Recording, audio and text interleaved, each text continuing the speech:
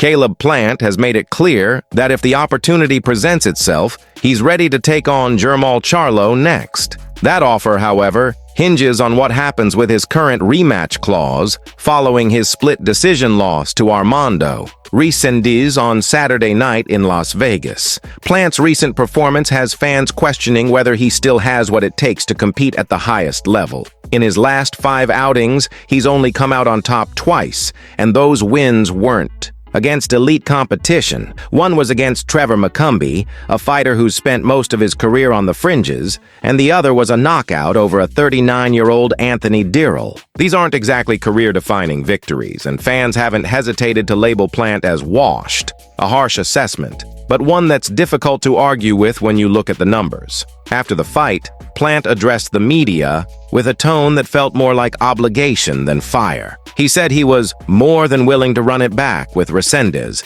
but the phrasing left people scratching their heads. When a fighter truly wants redemption, when they're burning to correct a loss, they usually don't express it so passively. There's urgency in their voice, an unmistakable desire. But Plant's words made it sound like he was doing Resendiz a favor by considering a rematch rather than chomping at the bit to prove he's still got it. This lack of conviction has led many to believe his heart's not fully in a second fight with Resendiz and that he'd rather skip ahead to something more high-profile, namely a bout with Jermall Charlo. This recent loss also cost Plant the WBA interim super middleweight title, an accolade he had hoped to leverage for another shot at Canelo Alvarez. That belt wasn't just hardware to him. It was a stepping stone, a tool to frame a revenge tour narrative that now feels increasingly hollow. The fight itself was a close one on paper, with the judges scoring it 116-112 for Resendiz,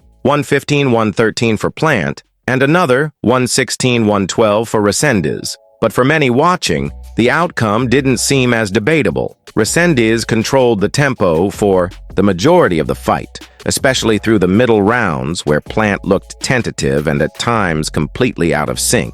To explain the lackluster performance, Plant pointed to a lingering injury in his right hand. He suggested it limited his ability to engage fully, especially with power punches. But fans on social media weren't buying it. Injuries are part of the fight game, sure, but when they get rolled out only after a loss, they tend to be seen as excuses rather than explanations. Some even went as far as to call it pathetic, a desperate reach to cover up what looked to be a straightforward defeat. Plant doubled down on his belief that he won the fight, stating he had himself ahead 5 rounds to 1 at the halfway mark. That's a surprising take, considering many observers had Resendiz winning at least 4, if not all 5, of those rounds. Caleb may have taken the first round simply because Resendiz didn't throw much, but after that, the momentum was all Armando. Even in the post-fight press conference, Plant's indecision was palpable. He said, "I'd go right to the Charlo fight,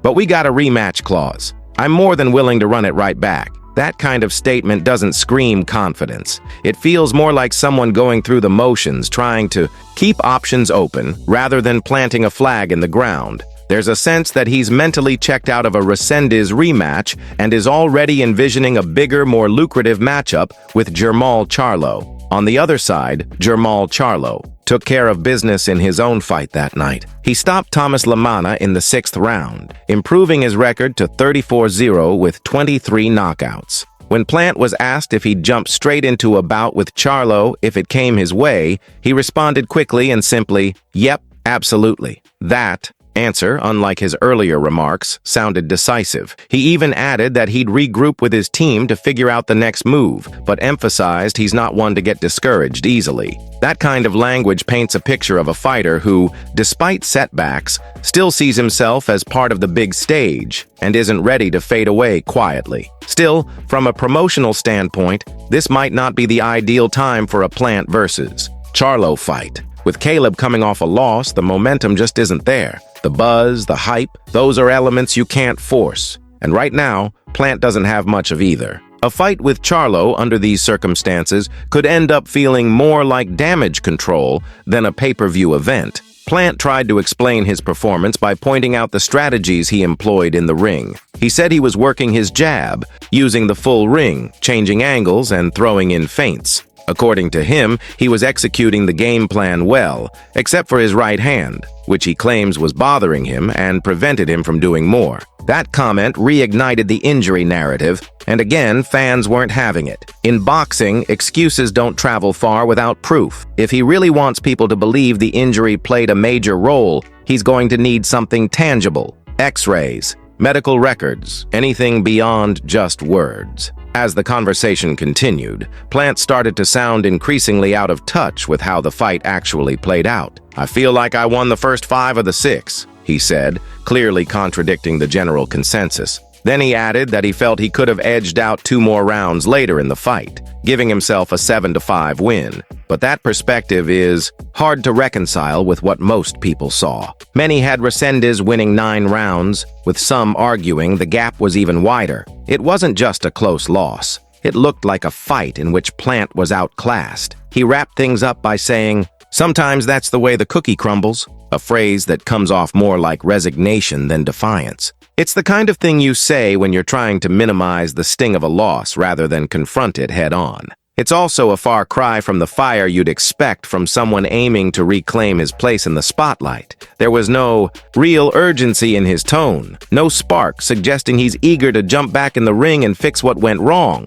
At the end of the day, Caleb Plant is at a crossroads. He can lean into the rematch clause, try to avenge the loss to Resendiz, and show the world that he's not done yet. Or he can try to chase a bigger name like Jermall Charlo, hoping that the allure of a high-profile fight outweighs the disappointment of his latest defeat. But whichever path he chooses, one thing is clear. He needs to rediscover that fire, that hunger that once made him a rising star in the super middleweight division. Because right now, fans aren't convinced. And in this sport, public perception can be just as punishing as the punches you take inside the ring. The aftermath of this fight has also raised serious questions about Caleb Plant's future marketability. Once seen as a smooth technician with slick footwork and crisp combinations, his recent performances have started to feel more like a memory than a promise. The flashes of brilliance are fewer and farther between, and when they do appear, they're often overshadowed by long stretches of inactivity or indecision inside the ring.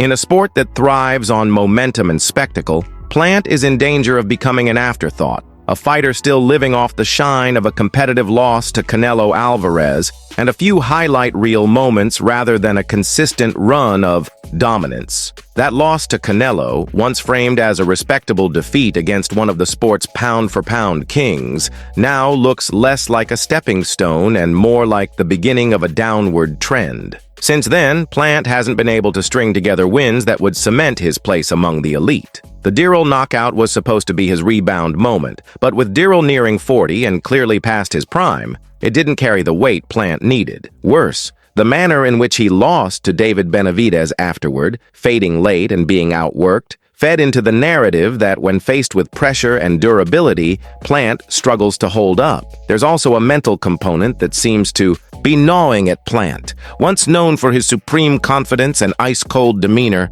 there are now cracks showing in the armor. The self-belief is still there in his words, but it's no longer backed up by performances that scream conviction. Fighters sense it. Opponents like Resendiz, who came in as the underdog, can feel when the man across from them isn't the same warrior he used to be. And once that perception spreads in boxing, it becomes incredibly difficult to shake. Confidence, after all, is contagious, but so is doubt. Meanwhile, the clock is ticking. At 32 years old, Plant is entering a phase of his career where the body doesn't recover as quickly, and the road back to contention gets steeper with every setback. He's still a name with some drawing power, especially in the right matchup, but he can't afford too many more missteps. A rematch win over Resendiz could help reset the trajectory, but even that would be met with questions. Would it really prove he's back, or would it just delay the inevitable? And if he skips that rematch to pursue Charlo, he risks walking into a bigger fight without the momentum or sharpness needed to win.